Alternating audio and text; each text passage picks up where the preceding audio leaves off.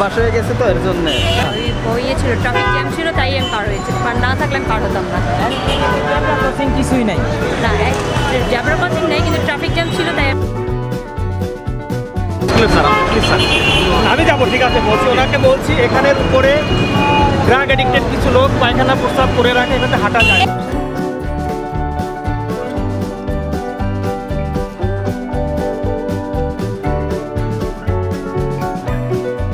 অনেক গরম রাস্তায়, অনেক গরম, আপনার লাইফটা অনেক বেশি গরম, এই লাইফটা মূল্য অনেক বেশি। এখানে আর পার হওয়া যাবে না, এভাবে রাস্তা পার করা যাবে না, অ্যাক্সিডেন্ট হবে না। সব থামানো, এখানে অ্যাক্সিডেন্ট হবে কেন? নেক্সট টাইম থেকে আমরা ফুটওভার ব্রিজ ইউজ করবো। অবশ্যই আমরা আরো 10 জনকে বলবো যে আপনারা সবাই রাস্তা দিয়ে পার হলো ফুটওভার ব্রিজ দিয়ে পার হলো।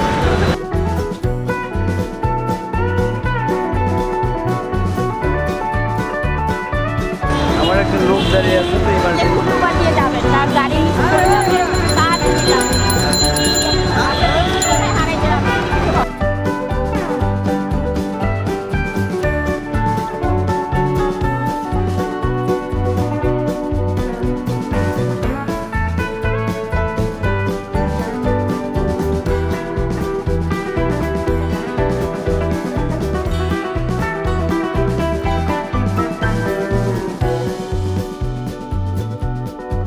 23, 24, 25 তিনটা দিন ডিএম ট্রাফিক বিভাগ, বিআরটিএ, ডিএমপি আর মেয়রের কিছু রিপ্রেজেন্টেটিভ আর student council, private city student কাউন্সিলের স্টুডেন্টরা সহ একটা ট্রাক ফোর্স হয়েছে। এইটা নিয়ে আমরা অভিযান চালাচ্ছি।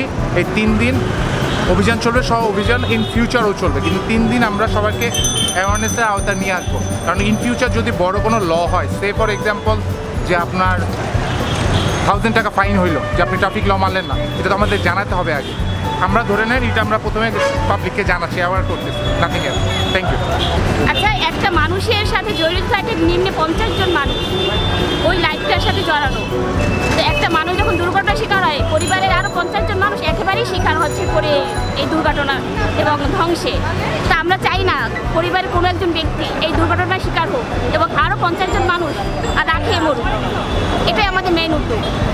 এদের পুরানো অভ্যাস নতুন করে এরা সংশোধন করতে পারছে না। কেউ হাসি মুখে বলতেছে যে আমরা খুব তাড়াতাড়ি যাব, খুব বিপদ, আমাদের সময় কম, ফুটওভার পার হওয়ার সময় নিয়ে পায়ে ব্যথা, কোমরে ব্যথা, অসুস্থ, ফুটওভার পার হতে পারছি না। কিন্তু এটা কোনো এক্সকিউজ না, আপনার লাইফ অনেক বড়।